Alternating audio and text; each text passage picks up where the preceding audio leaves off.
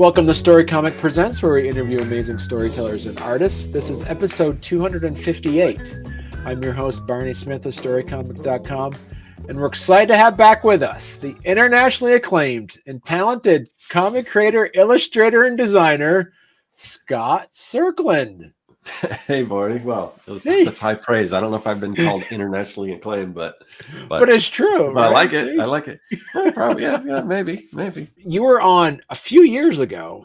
I think you're back on back in 2020. So it's been a while since we're able to touch base with you. And you set up also just recently. You actually had a couple YouTube videos that you wanted to talk about. Yeah, right? well, actually, I actually put up what is, at least for the time being, was my last YouTube video, because I'm just kind of going to step away because I'm basically going to retool everything that I'm doing and kind of come back. Basically, what I was doing was art and advice and inspiration for artists and a lot of comic book content and everything. And I've been doing that for 8 years.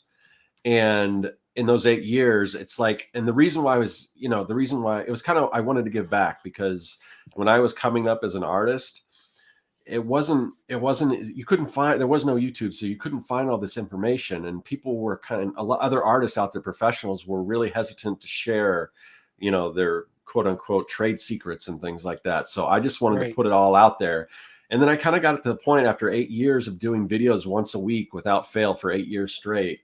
At least once a week. Some weeks, I mean, there were times where I did challenges where I would do every single day, for 100 days straight and stuff. So there was over 1,000 videos up on my YouTube, and I just kind of got to the point where it's like, I don't know what else I have to say other than, every once in a while there's a current event, like now the whole with AI art and stuff. So there's things that come up and I can talk about, but for the most part, I mean, there's over 1,000 videos up there of me, talking about pretty much all the stuff I know. And I just got to the point where it's like, it seems like it was getting a little repetitive.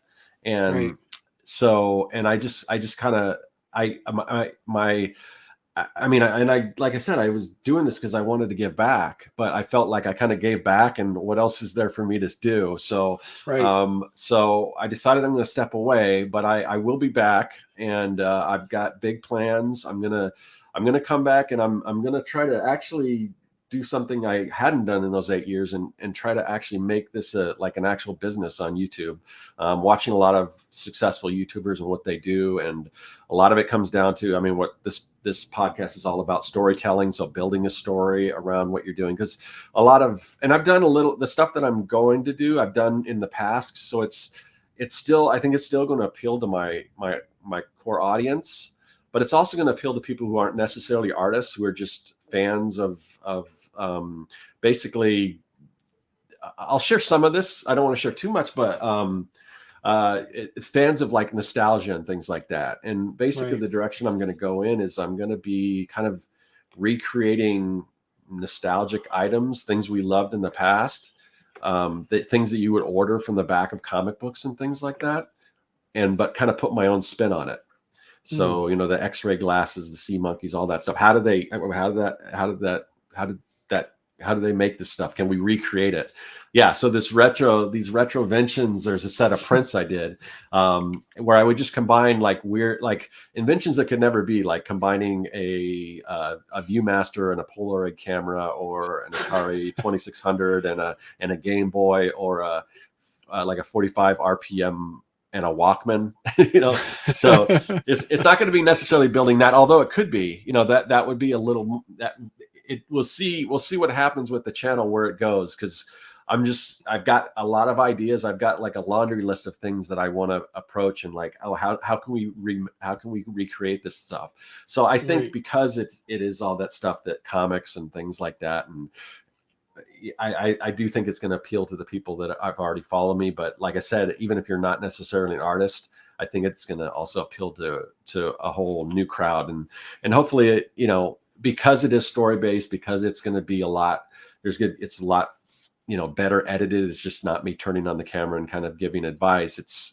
There's a story to it. It's designed to kind of keep people engaged and everything. So we'll see what happens. But, it's like, I love, as a kid, I used to make make videos. We were talking off air where I would do a little radio program where I tape the little button. We had an intercom in our house growing up, and I taped that down and I do a radio show. But I also made videos. Like I was a big fan of SNL and stuff, so I would always be there doing stuff with the camera and making little skits and things. And this allows me to do all of that stuff that I love to do.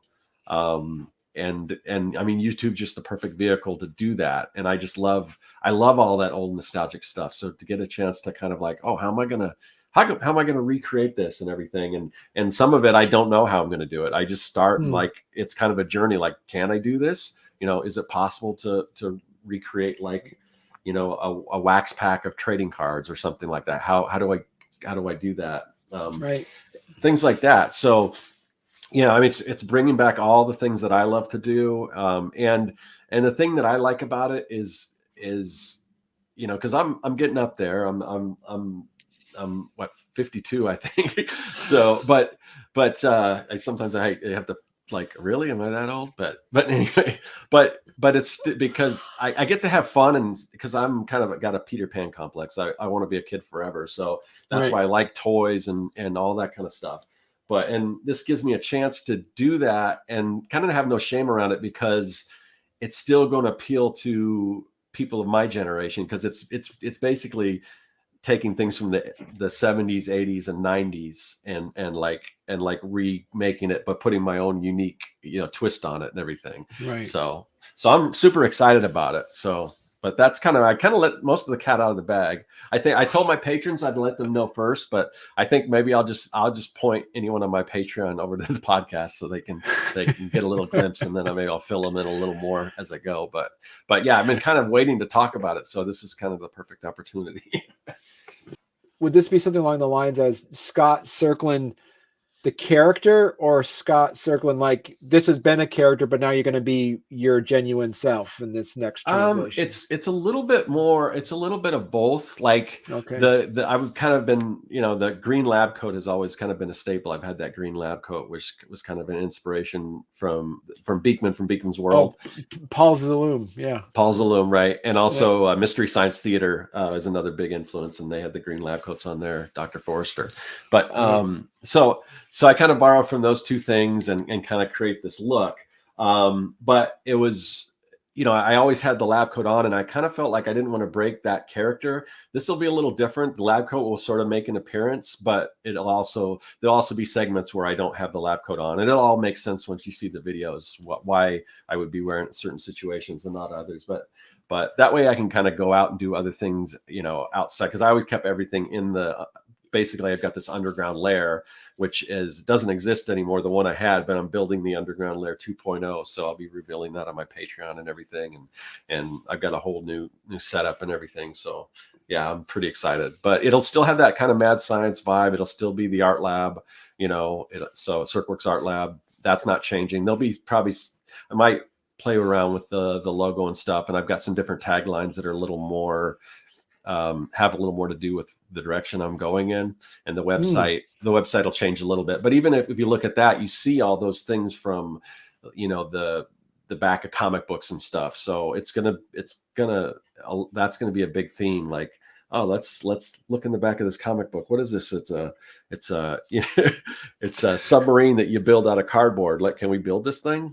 That type of thing. So you have like over 23,000 subscribers on your YouTube channel. Is this going to expand out on this, or are you hope getting a different level of subscribers? I think so.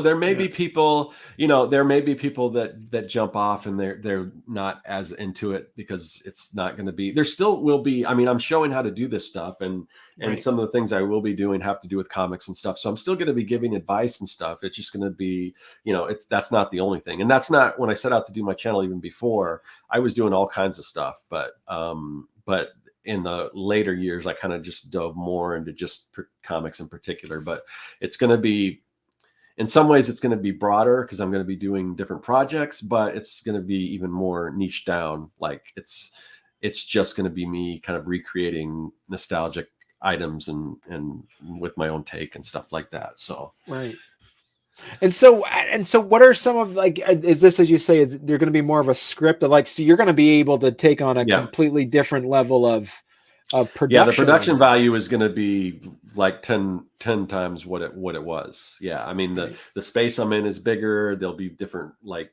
cuts and scenes. I mean, there's these video before a video would take me. I'd probably come up with an outline, just a basic outline of what I was going to talk about, like bullet points and things like that. And then I turned on the camera and I talk. And some of my videos were had a little more, like when I did my Making Comics 101 series, that one was a little more, there's a lot more B-roll and cuts and things in that. But for the most part, I would, write an outline, get in front of the camera, talk, and then I edit it. And I could do that in like a day or less than a day. This takes me right now, it takes me almost about a week to do a single video. And it will go faster because I'm also learning the editing software and stuff like that. And the more I do it, the faster I get as I kind of get in the groove. But it takes a while longer to do these. So I'll have these super highly edited, very high production value videos.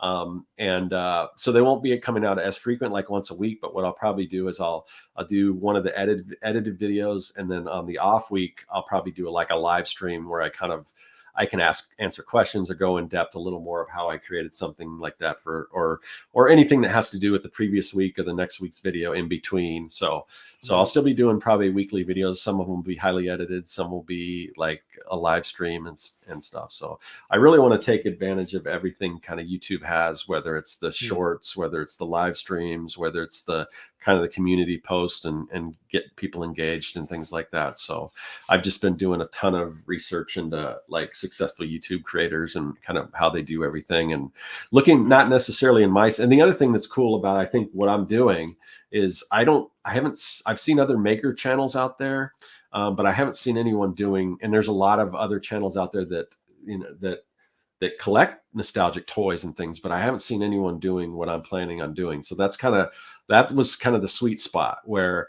it's like, okay, no one's doing this. I think there's a market for this.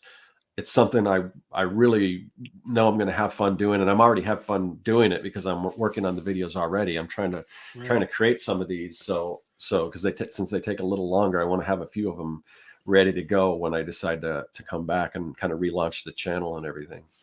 Right.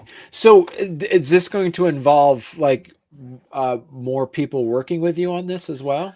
Well, that kind of remains to be seen. If it becomes successful if it's profitable, then maybe I can hire like an editor or something or whatever people to help. But that, I can do it on my own, but hopefully, the goal is to actually, make this, and maybe make it a full-time job. So we'll see. Right. Yeah.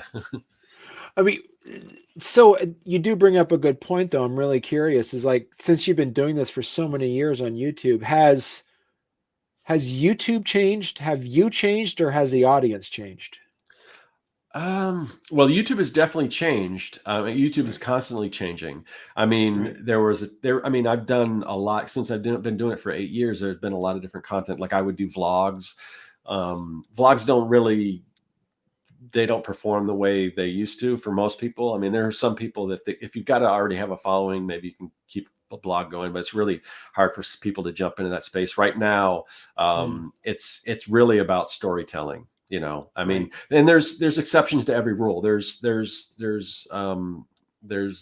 YouTube, creators and stuff that do different, other things that do well that don't follow that kind of formula. But as far as getting a story, hooking people in, getting them engaged, creating videos that have a little more highly edited where people aren't going to get bored and bounce. Because I mean, that was kind of the problem with my stuff before. I would always get kind of criticized for rambling on. And now there's a very tight, it's a very tight script. I know exactly different scenes and, whether I create little animations or all that special effects, all that kind of stuff.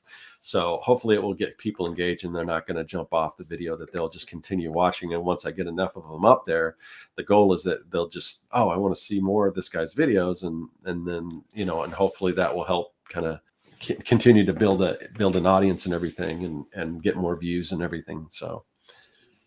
Right. And like, so did you mention too, is that you're trying to highlight this sense of nostalgia of the back of the comic book Yeah. situations of like, Yeah.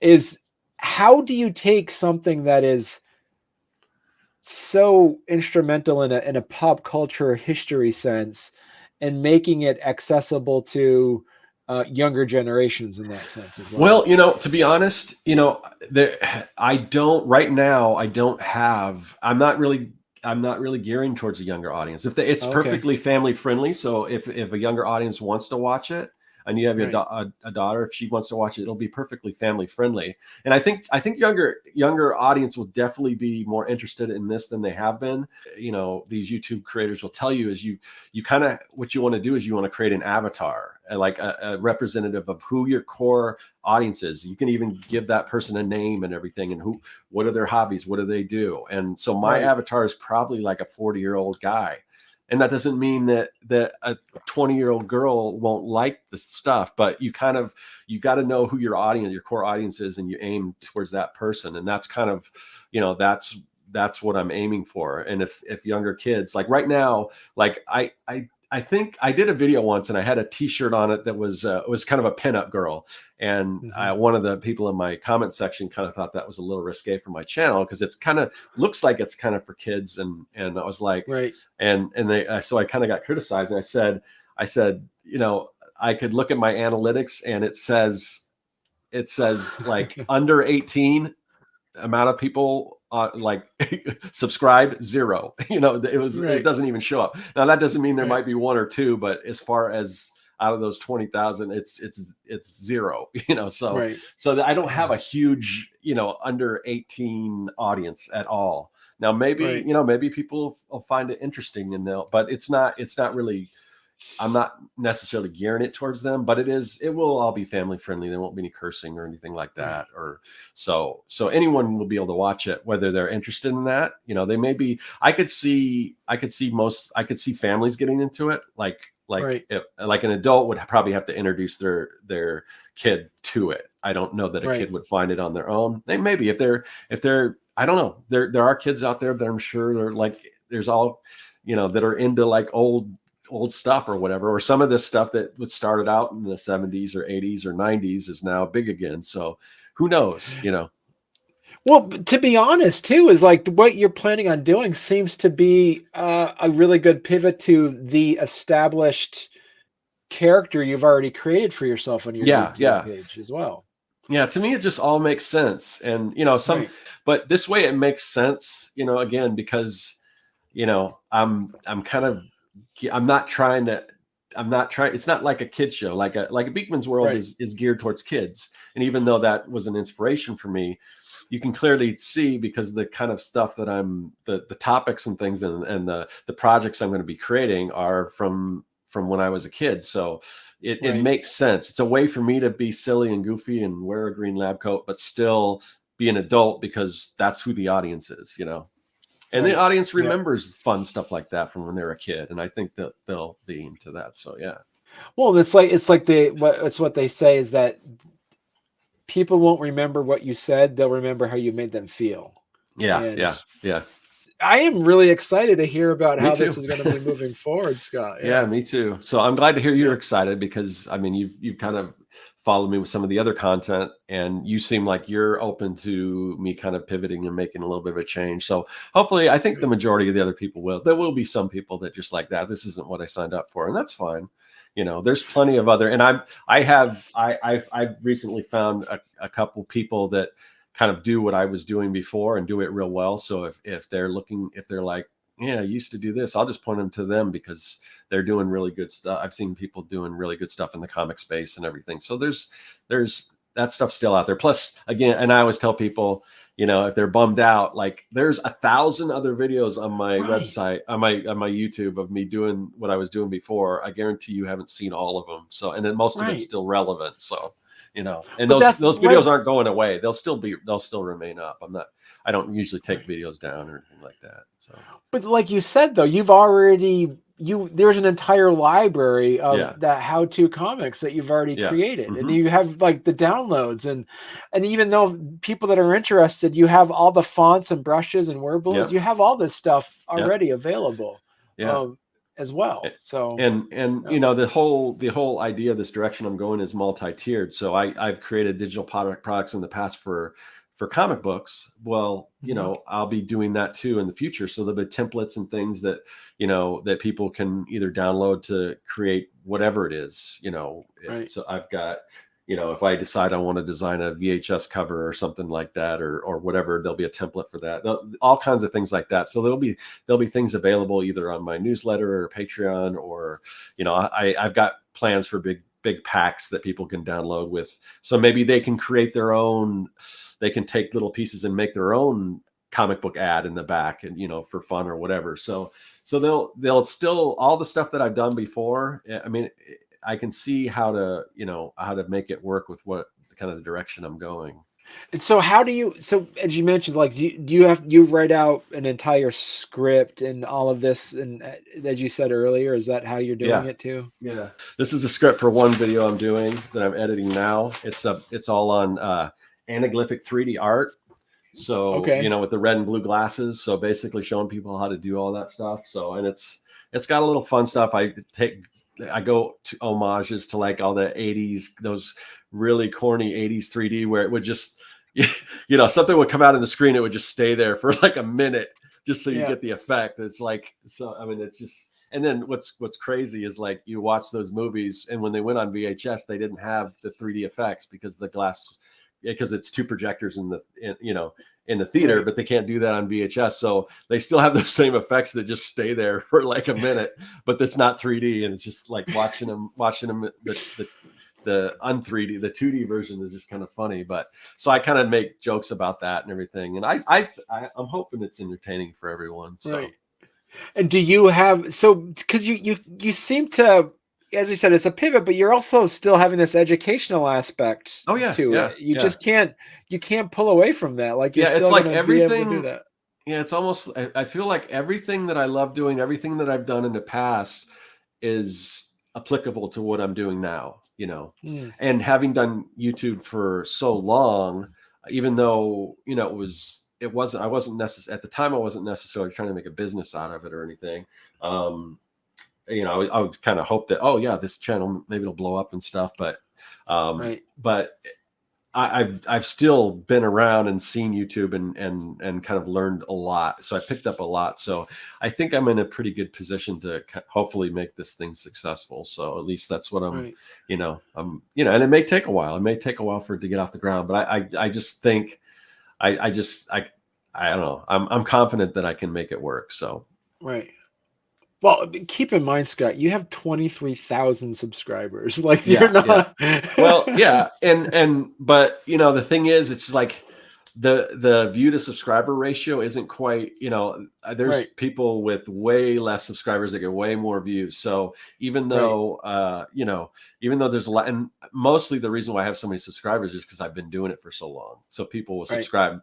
Most of those people maybe subscribed years ago and haven't went back to check it out. So it's a little misleading as far as the number of subscribers. Because on average, I would get maybe, you know, about 300 views on average. And then I'd have some videos that would maybe I've had videos that have 100,000 views. So some of them a lot more, but on average, most videos got about 300 views. So, but I'd like to get that, you know, up over 1,000 and just kind of keep growing, because views are a little more important than subscribers, as far as the way YouTube looks at it and everything, and minutes watched. That's what YouTube looks at, is how are they people continuing to watch this.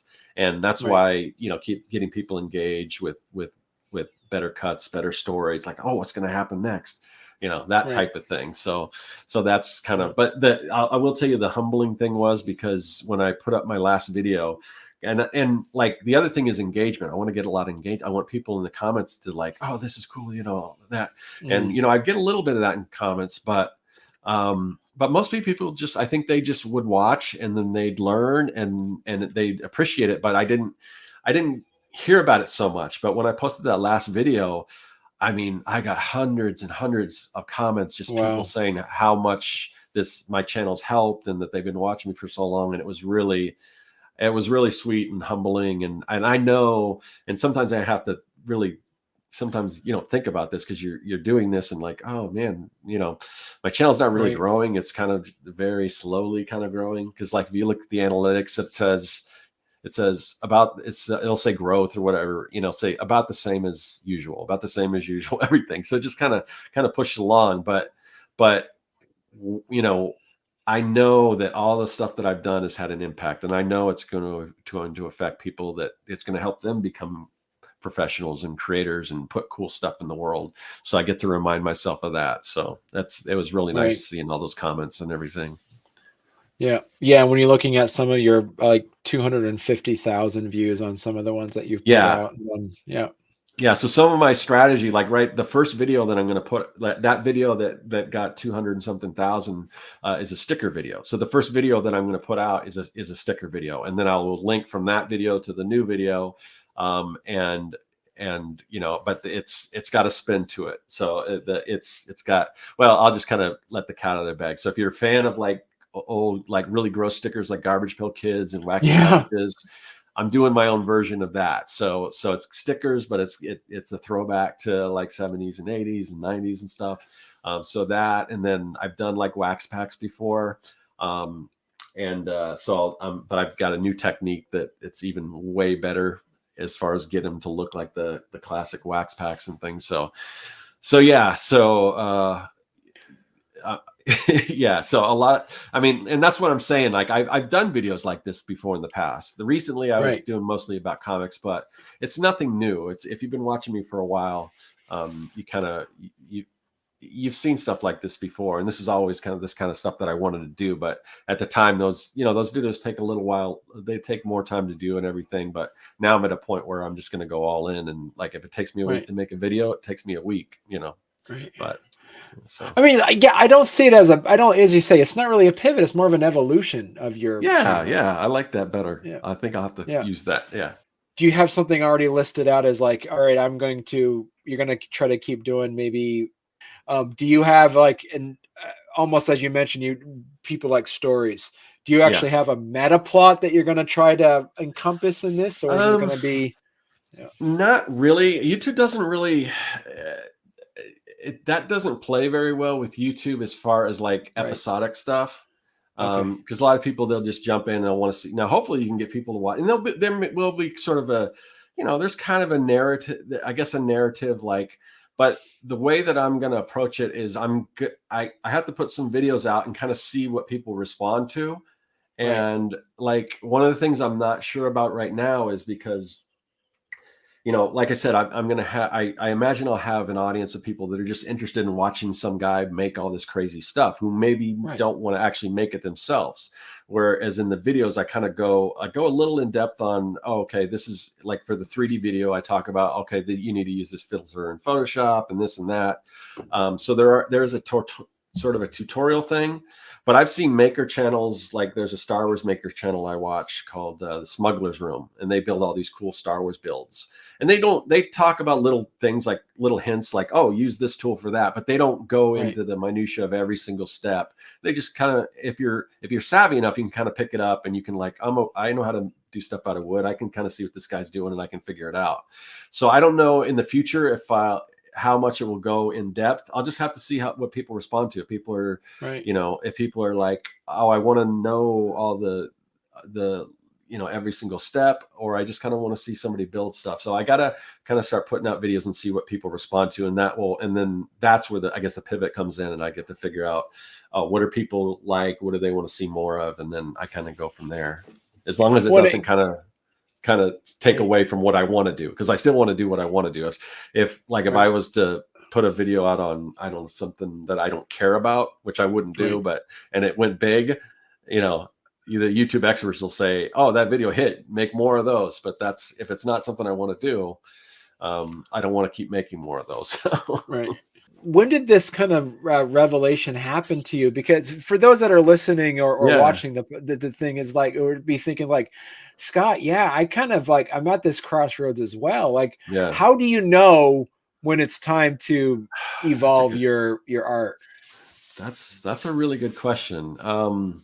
I think what happened was I just, I, the I just, I don't know, the love of wasn't, it wasn't there. Right. Like I'm like, okay, what kind of video can I do this week? Oh, I've already kind of done that. And it just got to the point where it's like, yeah, I think I've done kind of everything as far as talking about how to make comics and all that kind of stuff. And I just kind of came to the realization that it wasn't as fun, you know. Mm, There's right. a lot of creators that kind of just burn out and then they'll like go away. And if I was going to take a step back, I wanted to make sure that I come back and I sort of have somewhat of a plan. At the time, when I recorded the video, that was kind of my last video until, eventually I come back. I kind of had an idea what I wanted to do, but it started to take shape from there. So now, and I recorded that video a number of weeks before I posted it. So that allowed me to, start working, getting kind of a head start in some of this other stuff. So it'll probably be at least another month or so before I decide, that I'm ready to kind of come back. I don't know when the whole idea of what I wanted to do kind of took form. There was, Right. again, it was a lot of stuff that I'd done before. Oh, I had fun doing that. I haven't done a video like that with the stickers in a long time.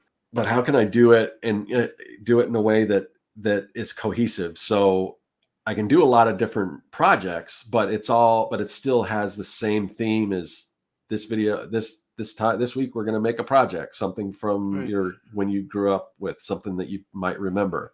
So it's got a theme. So it's a very specific niche, but it allows me to do more within that Right. niche. So instead of Wait, just talking about comics all the time, right. Did you feel like it was okay to let that go because you had a new idea that you were able to go? Like, you've been doing it for 8 years. yeah. Is there like a mourning process you're going through right now? Because Yeah, like like I said, the yeah, whole thing, like, am I making the right decision? You have your doubts. You have, right, like, is this thing going to work out? Because it's right, a way bigger time commitment what I'm doing now. And if it doesn't work out, then it's like, wow, that's a lot of time. But sometimes you just got to have faith in yourself and kind of your ideas and the people that I have shared, like, my friends that I do the Artcaster show with, the live show I do, all that. Everyone seems to be super excited. So, and as I let more people know, as maybe, I'll definitely point everyone to this video and kind of, hey, if you're curious what I'm up to, this is it, and kind of see what their response is while before I come back. Like, but I guess, even if I get like, man, don't do this, go back to doing what you want. I don't know. I still probably go forward with it anyway, because I believe in it. So, but I don't think that's going right, to be the case, right. Yeah. Yeah. No, that's is really exciting stuff, Scott. This is great. Yeah, Yeah, yeah, yeah. yeah. And so because you did mention too before we went on the air that you have a you have a new setup now. You don't Mhm. what you mentioned earlier too is that um what can your subscribers um expect from this as you think about it from talking Yeah, about nostalgia, the yeah, fall preview, I would think about the fall preview TV guide, and then they yeah, also yeah, have the returning favorites on there. Is like there's going yeah, to be a new character, there's going to be a new set, it's going to take place in LA instead of New York, like whatever that show is. What are yeah, some of yeah. the things that people can expect from your So, this? so there will be a revamp, the Underground Lair 2.0. So Okay. what you saw, the set that I previously recorded doesn't exist anymore. It's gone. And my patrons, I posted a video of me taking it down, and now it's just a closet now. But I've got a bigger space, and I've kind of few upgrades as far as the underground layer and things, and it's really cool looking. And it's but it won't be, because it was pretty much, if you saw the underground layer before, you saw it because it was in a little closet, Right. so there wasn't a lot of painting around. This is a little bigger space, so I've got different areas that I can shoot from, which I'm kind of looking at right now. The backdrop, you'll see this kind of, what you don't see here is a big giant mural. I've had this for a while, but I didn't show it off as much, but that's part of it. So, there'll be different scenes. And then some of the projects, I mean, there may, you know, it may not, a lot of it will be like more kind of like stuff that I do on the computer. The projects will be computer based or on the iPad, or physical projects on my desk here, like me cutting things out or whatever. Some of them might even involve like making like food and stuff. So it might be a kitchen at some point. I've got ideas like that, or if it's more something that I have to do in my garage. I don't really have a set in my garage, but that's an area I'd like to go into, like build it, like if it's a bigger type project that needs like power tools or something, that's a possibility too. I don't know. I don't have anything necessarily in mind for anything like that, but I'd like to grow this. And there's certain things that I've got a whole list of things that I want to approach. I mean, there's things like this one I don't know if I'll do because it's kind of simple, and I used to do this as a kid, but there's things like this that require like being outdoors, like a slip and slide or something like that. There's things like Whammo had a lot of cool things that I'd like to recreate. So some of them may require me being outside. So when I'm in the lab, you'll probably see the green lab coat. When I'm not, maybe I'll just be kind of dressed like I'm now with a regular t-shirt or whatever. So it's going to have a little bit of all of that stuff. And maybe even there'll be instead of a lab, if I'm doing something in the kitchen, maybe there'll be a green apron. I don't know. I mean, there isn't one now, but that's a possibility. So I want to be able to do more, but still, again, kind of still stay.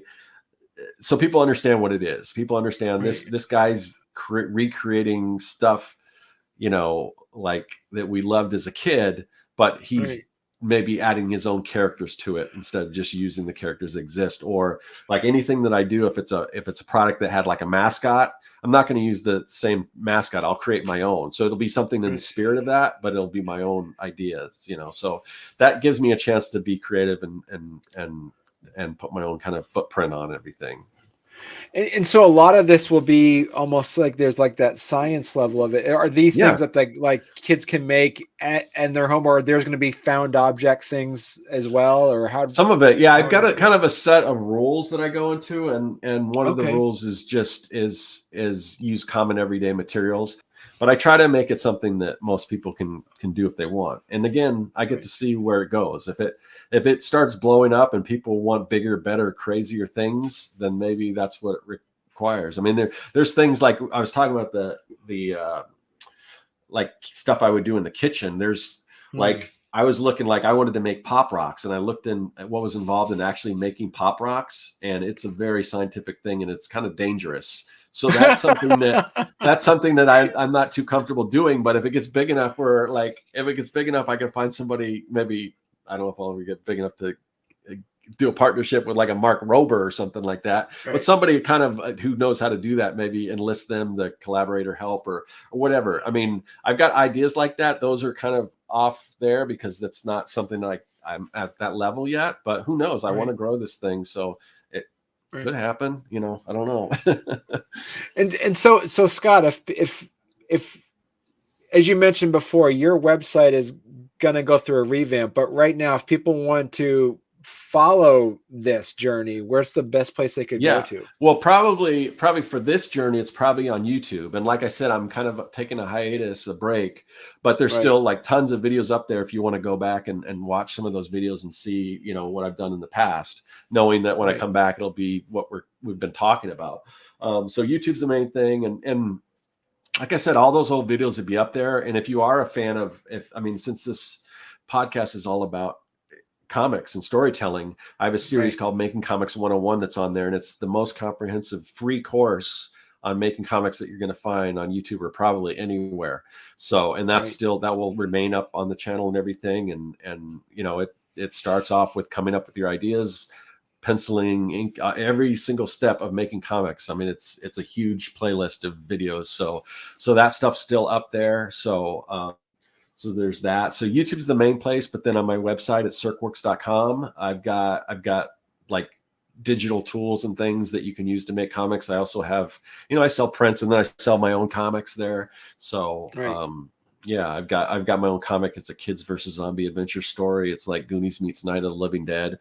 So if you love like Goonies or Monster Squad, again, stuff from the 80s, I've always been big in nostalgia, and kind of what I'm doing now will kind of carry on that tradition. But even the comics I do are usually take place in the 80s and have a lot of nostalgia to them. So. Yeah, I remember. Yeah, when you were on last time, we talked a little bit about The Young and the Dead. Yeah. Yeah. I'm working on the final issue right now, so it'll probably be a little while because I usually only have about an hour a day to work on it. So, but it's going faster than the other issues have. So this issue will probably take me less time just because I'm, or maybe not less time, but I'm working on it more frequently. I made it a point that 1 hour a day every day I work on this thing. So, and it's coming along. So, and it'll conclude everything, and it's kind of a bigger issue than the other ones. So yeah, I'm excited about that too as well. But it's still a ways off before that thing's complete. Perfect. Awesome. Well, this is great. So it's so nice to check in again with you. Yeah, this is fun. I mean, it's kind of like I've been wanting to tell people about this stuff, and I wasn't sure if I was going to let the cat out of the bag, but it felt like a good time to do that, and you're a good person to do that with. So I'm glad I had the opportunity, and I'll definitely point people over here because I think it's better when people ask you the questions rather than just, oh, this is what I'm going to do, because things come up that like, oh, I didn't know about that. Handle that, and so this is a perfect vehicle for that. So I'm glad I got it. Everything worked out. So yeah, because originally I was booked, and I ended up having a conference that I had to go to, so we had to change the date. But if we would have done it earlier, I definitely would have been at this point. So kind of everything seemed like it works out. Perfect. See, there you go. All right. Well, thanks a lot, Scott, for coming on.